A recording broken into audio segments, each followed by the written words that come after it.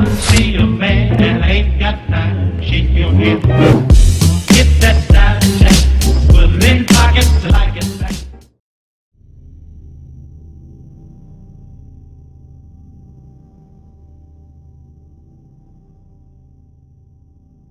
I'm a bartender.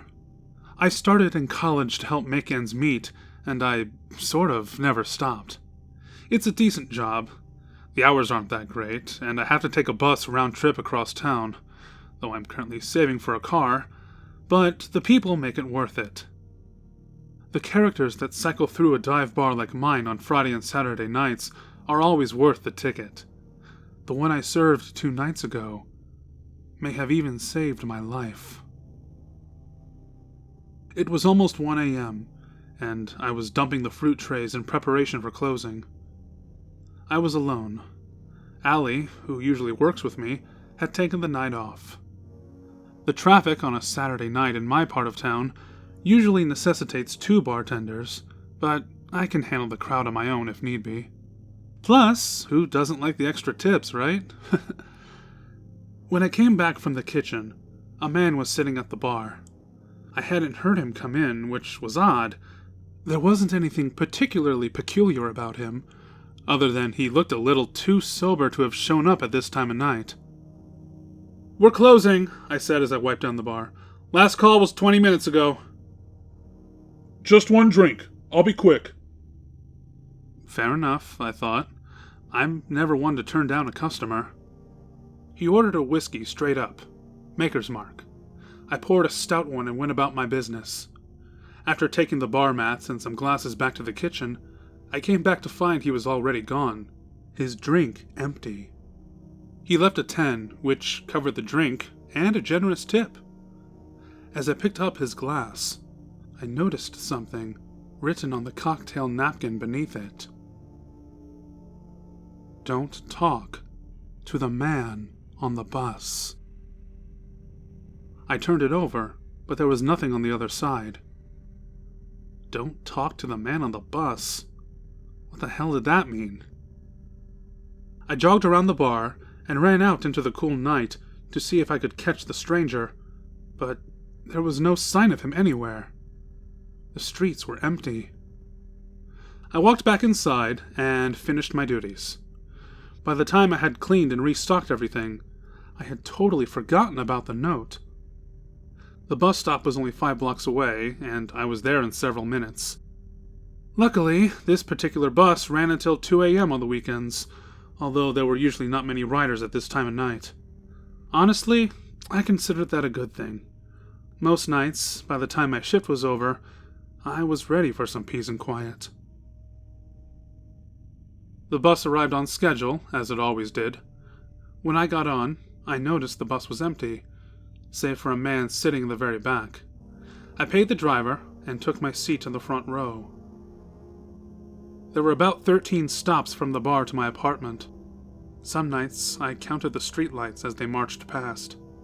This time, I just rested my head against the window and closed my eyes. I felt the bus stop briefly and then lurch forward again. Stop number 1. I thought I heard something from the back of the bus, so I casually turned my head to see where it came from. I was a little shocked to see the man staring right at me, his eyes reflecting the light of the street lamps. He was now sitting in the second-to-last row. Wasn't he just in the back? I thought, but I knew I was probably mistaken. He's probably drunk. I leaned my head against the window again. Is this your stop? At the second stop, I heard the sound again, this time a little more loudly. I looked back again. The man was now sitting 3 seats from the back, still looking right at me. I quickly turned my head around, a chill running through my body. Okay, this is weird, I thought. I was getting a little scared, but I tried to ignore it. At the next stop, I didn't hear anything. I breathed a sigh of relief, letting my eyes slowly close again. I had just been imagining things. Is this your stop? At the fourth stop, when I heard it again, my heart began to race. He was saying something. Was he talking to me? Is this your stop? At the next stop, I heard him again, still closer. He sounded like he was halfway to the front of the bus by now. I could finally make out what he said. Is this your stop? Is this my stop? What the fuck does he want? I gripped the bar in front of me, my knuckles turning white. I briefly thought about getting off at the next stop, but didn't have the guts.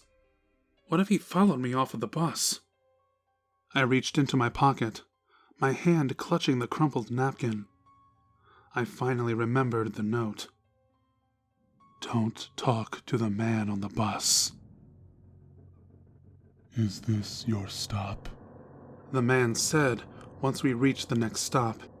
He had to be talking to me. There was no one else on the bus. I looked at the bus driver, but he didn't appear to be paying attention to what was happening. Is this your stop? He said once again. Then again. He was getting closer and closer. By now, I could hear his feet shuffling on the metal floor as he moved forward. A creeping dread had begun to spread across my entire body. Another shuffle. Is this your stop? Surely he was almost to the front. I could feel him behind me, his eyes boring into the back of my head. It took everything I had not to force the bus driver to stop the bus and run for my life. Don't look back, I thought. Don't look back. Only 3 stops to go. After the stop 2 before mine, I heard the bus door open. A middle-aged woman appeared, paid the driver, and took the seat behind me. Thank God, I thought. I wasn't alone anymore. Another shuffle. Is this your stop? The man asked as she was sitting. He sounded like he was right behind me, but I knew he had to be at least 2 rows back. The woman didn't say anything. My heart was in my throat. I couldn't take much more. The bus creaked to a halt at the stop before mine. The woman stood to leave. She was beside my seat when I heard him again. Is this your stop? The man asked. He must have been right behind her. Are you talking to me? She asked, looking back. Yes, it is. She turned her head and walked down the stairs. Shit, she's getting off. Should I go with her? I was too terrified to move. Another shuffle. He was standing right beside me. Don't look at him. Don't look at him. Oh God, what is he going to do to me? But he kept moving. I watched breathlessly as he followed the woman off the bus.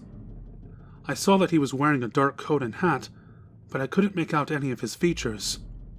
I dared not move as I watched the woman walk in front of the bus to cross the street. The man followed behind her. He stopped at the edge of the bus as she reached the left lane.